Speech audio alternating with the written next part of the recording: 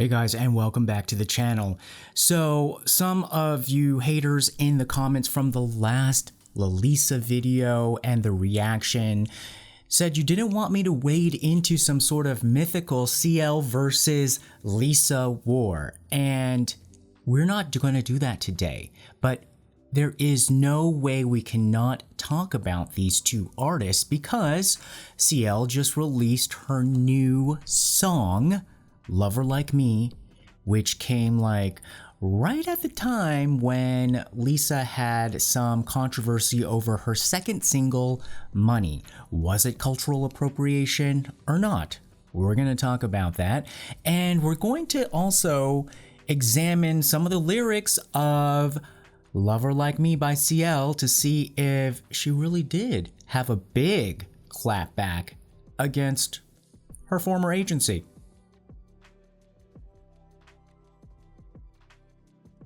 Now, all of you people saying like, oh my god, CL's the queen. She's not even going to be thinking about her old agency. She's so past it, whatnot. Well, let me tell you something.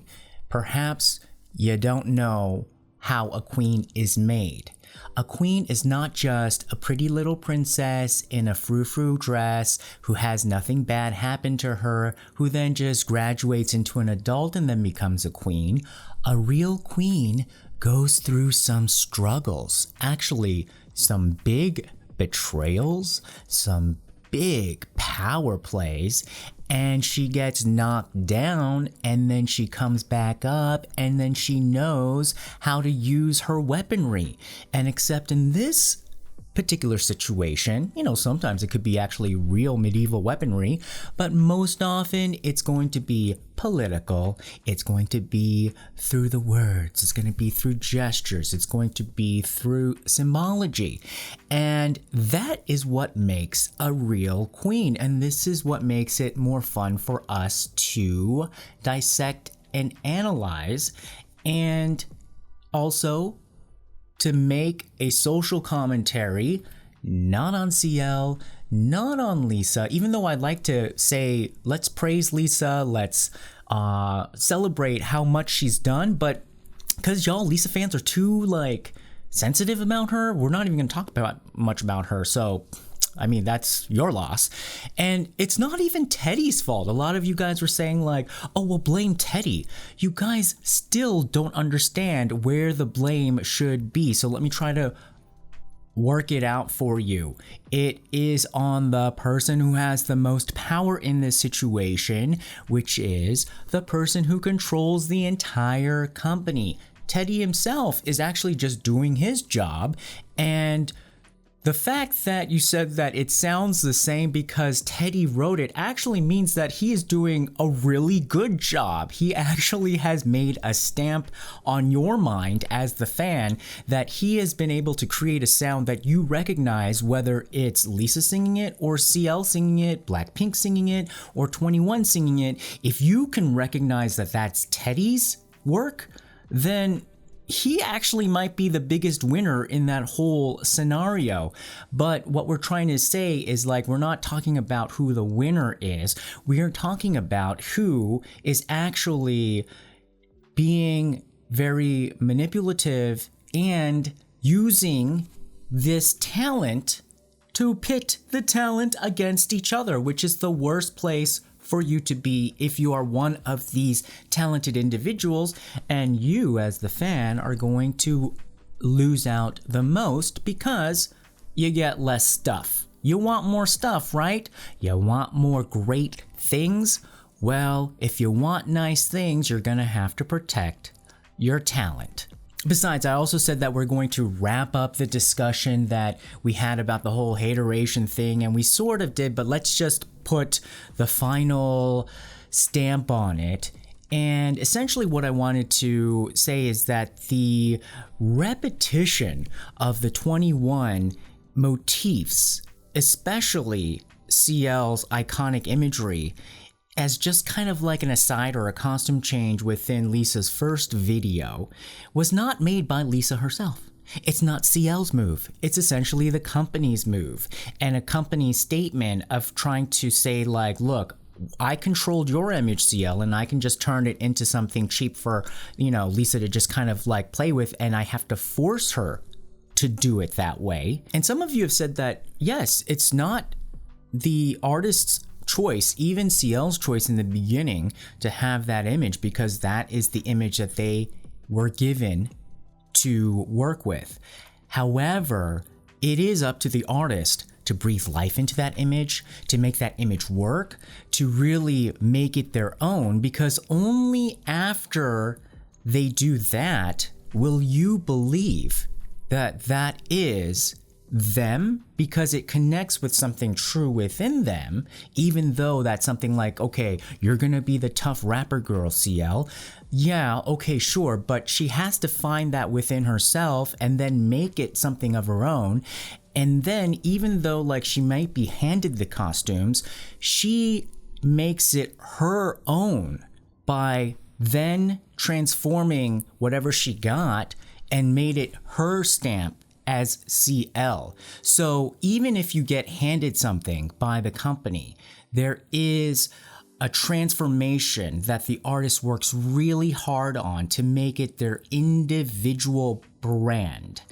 And in any company, how many lawyers you hire to protect your trademark and brand, that is priceless. And if you're not there, if you don't see what contracts CL has, if you're not there in the closed rooms and see what kind of double contracts are there that might screw her out of some money, sometimes all she walks out of there at the end of the contract, and especially a contract dispute, is her image, reputation, and the kind of brand persona she has been able to make.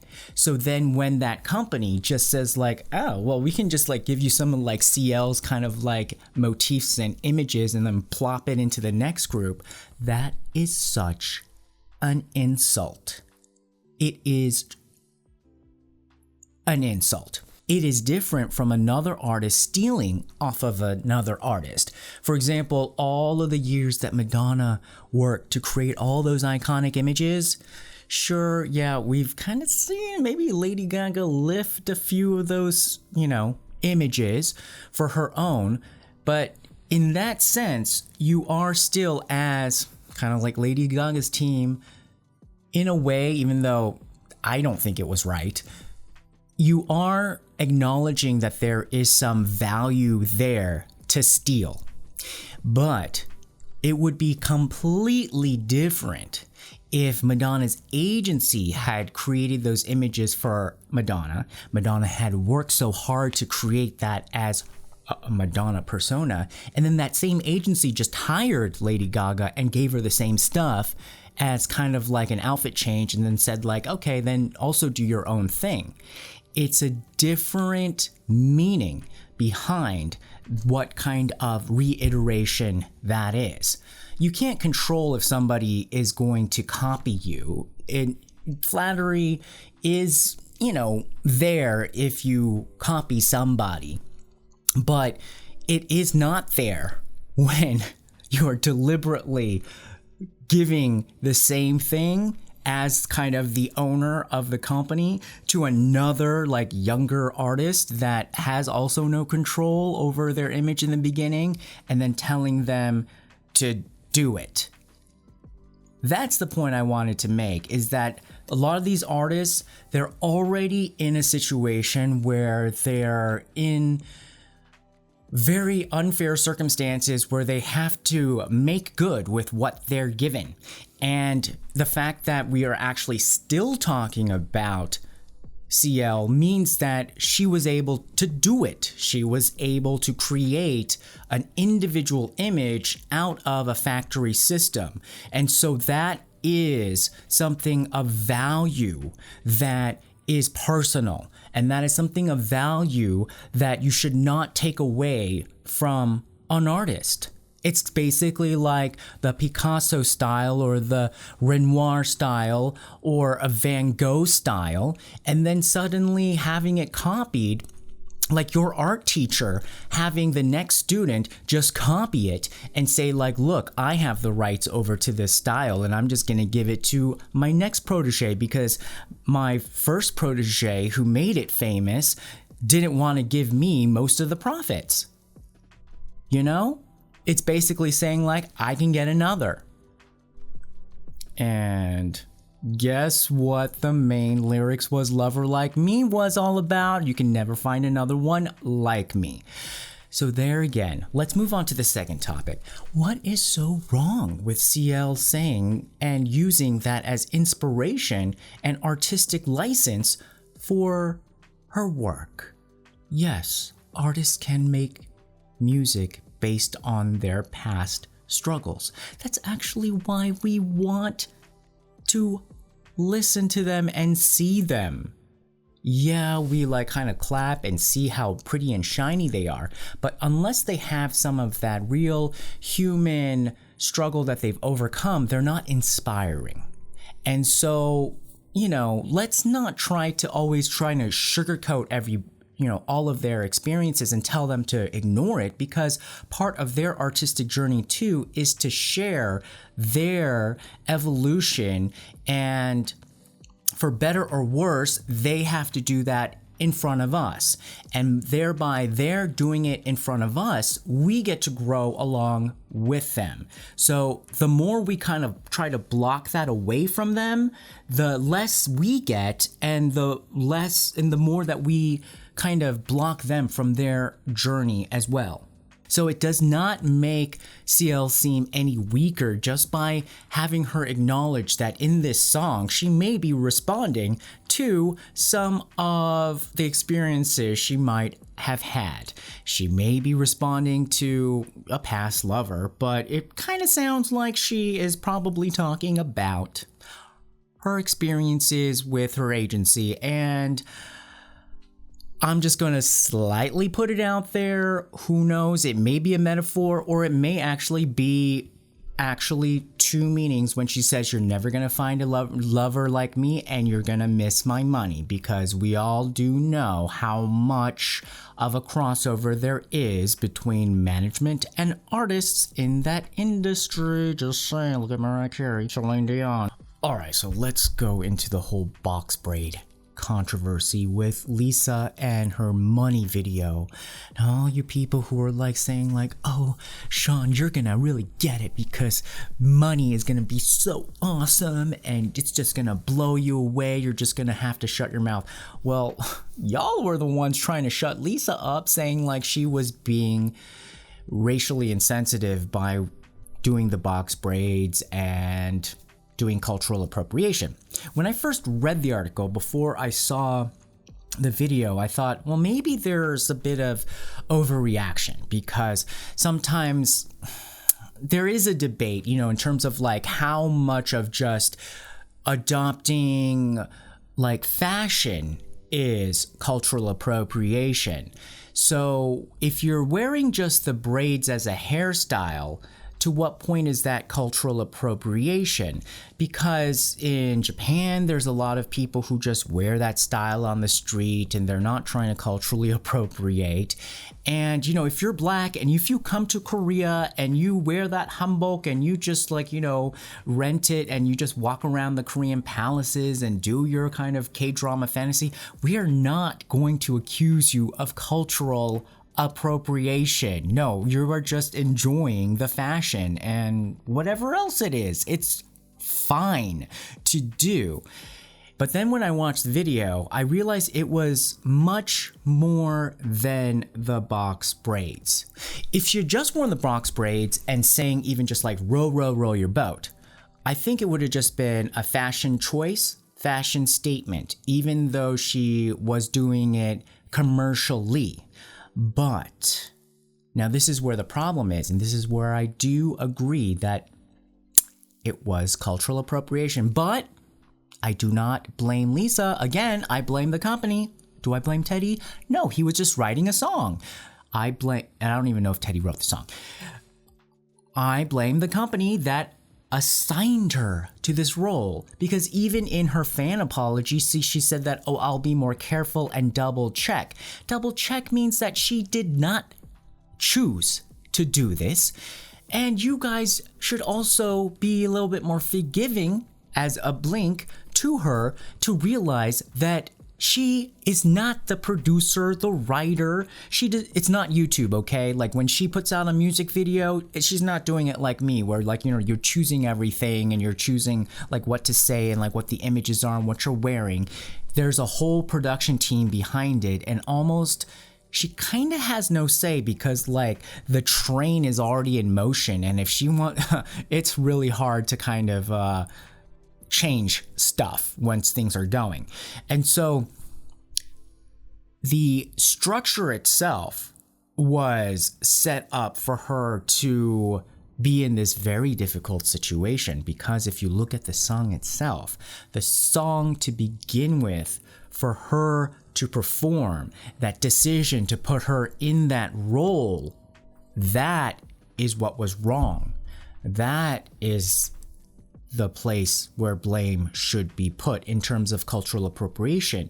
She should not have been the one to apologize. It should have been the management of her company that apologized for that cultural appropriation. But see what happened? Yeah, they just threw her out there and said that she had to apologize, when no. It was the decision. Now, why was it not just about the box braids?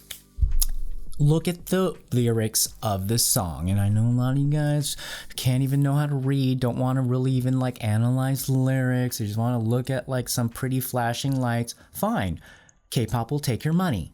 But if you look at the lyrics itself, that song essentially was written for the character, the persona of essentially like a stripper who earned her paycheck working really hard in a somewhat degrading job, and wanted to, on that paycheck day, feel that sense of liberation and power and blow that money in whatever way she wanted to give herself that feeling of relief, joy, and power. When she's talking about dollars falling on herself, that song is about a dancer who worked really hard on the pole all week and has finally earned her paycheck, and she just wants to blow all of her money in an irresponsible fashion, but an understandable fashion in that world, because it is a sense of independence and liberation and regaining power. So if you want to adopt that persona, if you want to adopt that sort of story, that has to come from a level of truth, because she's not playing a character in a movie. So this is why it's a little bit skirting the edge, I think, in the music industry, when you are still having a persona. But this is why I think even some of her fans got mad, because in the music, you're supposed to be a little bit closer to yourself, rather than, you know, had she been cast as a dancer in a movie, that might have been different. But in this role in the music video, it did look like cultural appropriation, because what you're trying to do is profit off of that whole coolness vibe of the braids, and then that, you know, dancer lifestyle, where in the real world, people who actually have to live that way are actually economically probably disadvantaged. You're wearing this box braid in this fancy music video, you're trying to get some sort of economic advantage with more song sales. And so that is where the box braid part starts to feel unfair and like you are culturally appropriating. See, that's where that is. And then also the mismatch of the story. She said that even in her first video, she was really practicing an hour or 2 hours a day on the pole for the music video. She didn't say that she was working every day in Long Island, on the pole collecting the dollar bills. So there is none of that credibility of then when singing about it, it doesn't come from that source of pain and struggle. So then it just seems like exoticization, fetishization, and it comes off as just using that experience for some sort of like thrill factor to then profit off of that when you had no participation in the investment and in the cost. Cardi B, who came from that world, and who, you can say like her lyrics are just so like you couldn't respect, but she gets a lot of respect. Why? Because you see it more from her truth as a person, as a human who has liberated herself out of that situation and has transformed and, dare I say, like kind of become like a very wise person. Maybe she was already wise and that was just her journey, but you could kind of see that if she does all of that, that there's, well, and then also, of course, she comes from that community racially and ethnically, but even if she didn't, if she had gone through all of that and she had grown up with that community, I think it would be a bit different of a reaction for her because it comes from her sense of truth because she invested in that. She had skin, literally skin in the game there, where she had to make that image, which was a negative one, into a positive one, or one that we could accept, or one that could be commercially viable, which is when in actual essence what I was trying to say in the beginning about like how raunchy the lyrics are is essentially saying it's a non-commercially viable mainstream product that community has been able to work so hard to shift. So you can't, so then when they just see some, K-pop producer take it, that feels like cultural appropriation. Similar, probably, if if someone's from Cardi B's team and just like comes over to Korea and just take something, and that'll also be probably cultural appropriation too. So the fact is that we should not blame Lisa or CL or Teddy. It is the management company. And so again, the point is that the artists are always the one on the front line. They're the ones taking the hits because they're the face of it. And again, look, Lisa had to apologize. Lisa should not have been the one to apologize.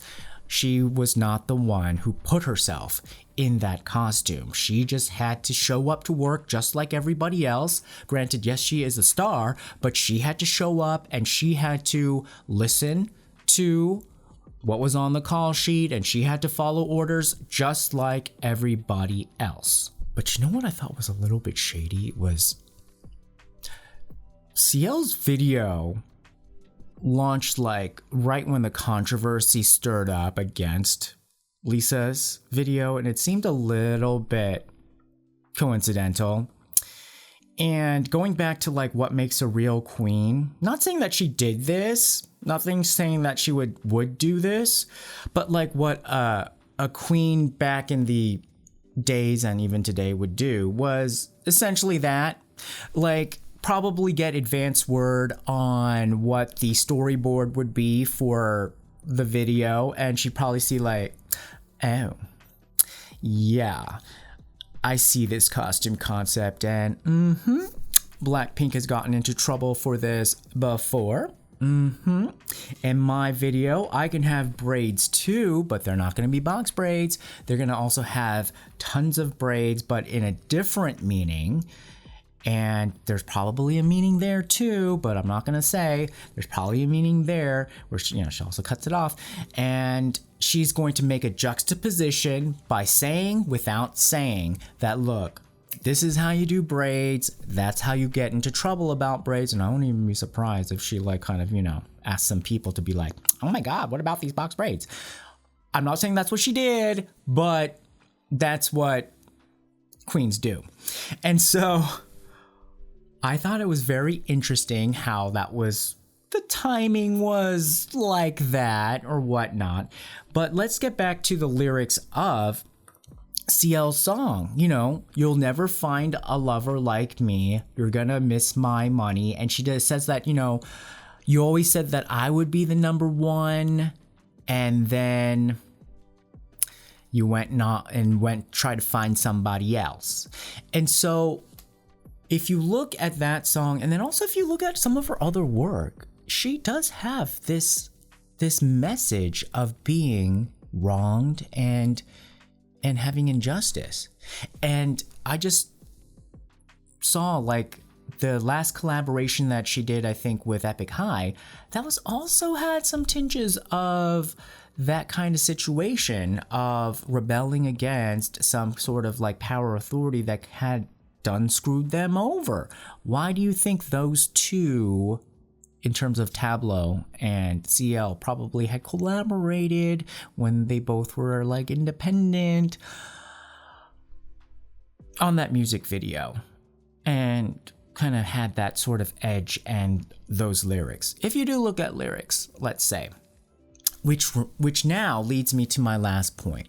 Now that they're independent and stuff, and now that there is this kind of trend to create I would say pop-up groups, not formal groups, but when artists from past groups sort of get together and they do one album and then they make some sort of maybe one season of a TV show out of it or something. We've had that in about 2020, a few of them, and they were kind of cool. They were kind of successful. Well, I would suggest a trio. I think it'd be so cool. And they've already worked together. Tablo, CL, yeah, two rappers, male rapper, female rapper, and then Hwasa. And what I would suggest is that they do an album. They do 3 songs each solo. And then they do a song together for the music video and maybe 2 others. If they can do 3 songs together and then 3 songs each, that would be a total of 12 songs, but that might be too much. But at least 3 individual songs, that would be 9, and then 1 together song, that'd be 10, right? Or whatever combination that would be. And you'd kind of they could probably create some sort of a theme, and each song maybe could be the piece in a mini movie or some sort of sequence. So it tells a story, it's a mini series, it's blending music and music videos and a Netflix series. And so you can kind of see the progression of something. And the reason why I like this trio, this combination, is that Tablo is very staccato-y. Sometimes it's just kind of so fast. It's dude, I can't even taste the words you're saying. It's so fast, but it's so stimulating. It's pop rocks, And then CL is fast, but also kind of tangy, sweet, but also she's kind of a now and later, sometimes you kind of you're just savoring it, sometimes you're chewing on it, sometimes it's sweet, sometimes it's sour, it's ooh. And then Hwasa, she's always moody, so she kind of brings kind of that legato balance, she's dark chocolate, dark chocolate. And so I feel that balance would be really cool to kind of create this symphony. And I think it would really kind of fit with the times because it's like 3 different ways of dealing with, because both, like, all 3 of them have this kind of like defiant like spirit against being wronged and fighting and surviving through it, and actually not saying too much and letting their music and their words speak instead of just, going out there and like doing a speech about something. And so not everybody knows the struggle that they're going through. And so I feel like that's their kind of style anyway. And I think it'd be kind of a fun combination. So there you go. What do you guys think? I mean, I loved CL's new video, and I thought that she was really kind of bringing some of that old school like MTV feeling to it. And the sound was cool. I think maybe in the future it'd be cool if she went a few steps towards the J-Lo direction, where I could really see her be more of an active dancer too, on top of being a rapper. Like, cause she's very athletic. So I don't know. I don't know if she's up to it. Like, I don't know if she wants to like put in all the workout hours that J-Lo does, but then also she's a lot younger than J-Lo. But I could see CL then be very just like dance as well. Yeah, maybe leave some of this like costumey thing behind, because it's cool, but I think we like to see, CL just kind of more of a boxer rather than like a statue. Because we do know there are some people she wants to punch, and we would like to see her do that. At least I would. All right, guys. Well, we'll see you again next time. Comment below, share, like, subscribe, and have a good one. Bye-bye.